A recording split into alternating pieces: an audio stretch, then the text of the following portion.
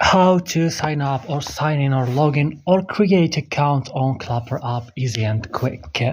So first you have to download Clapper app from Play Store or App Store, and right now after this